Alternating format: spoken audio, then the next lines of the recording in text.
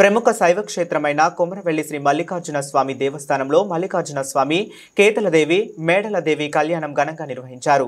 వరుడు మల్లికార్జున స్వామి తరపున పడిగన్న వారి వంశస్థులు, వధువులు మేడలదేవి, కేతమ్మదేవి తరపున మహాదేవుని వంశస్థులు పాల్గొని కళ్యాణాన్ని జరిపించారు.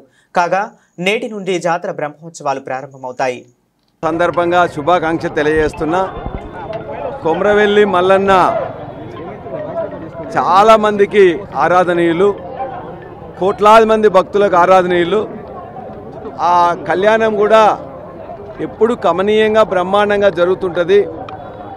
ఈసారి సంతాప దినాలని చెప్పేసి మంత్రులు కూడా రాలేదు. అదేవిధంగా ప్రోటోకాల్ కూడా ఏం లేదు, మేమే అధికారులు చేసుకోమని చెప్పారు. ఏదేమైనా ఎప్పుడు ఏ విధంగా జరుగుతుందో అలానే జరిగితే బాగుంటుంది.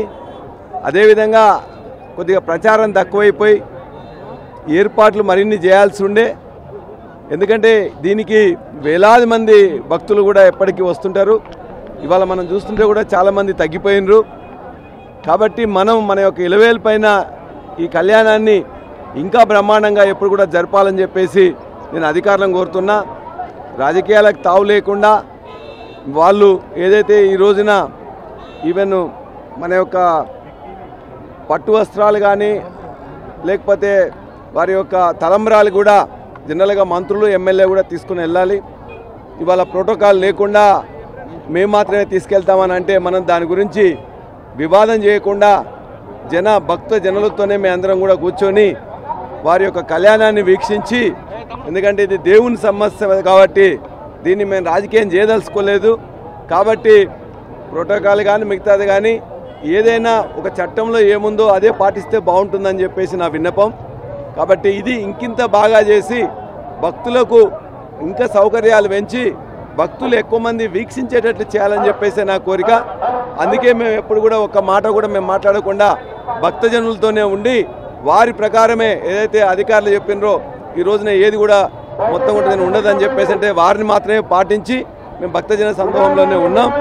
మరిన్ని సౌకర్యాలు ఉండాలని చెప్పేసి ఈ యొక్క మల్లన్నను కూడా మా యొక్క జనగామ నియోజకవర్గ ప్రజల్ని ఎప్పుడు ఎట్లయితే కాపాడుతున్నారో ఇప్పుడు కూడా కాపాడాలని చెప్పేసి వారిని చేతులెత్తి నేను వారిని కోరుతున్నాం. మా యొక్క ప్రజలకు సుఖ సంతోషాలతో ఉండాలని, వారి దీవెనలు మరిన్ని ఉండాలని చెప్పేసి కోరుకుంటున్నాను. జరిగింది ఇప్పుడే. దీనికి ప్రతి సంవత్సరం కూడా నేను హాజరైతా. ఏది ఏమైనా కొమరవెల్లి మల్లన్న అంటే మా కులదైవం.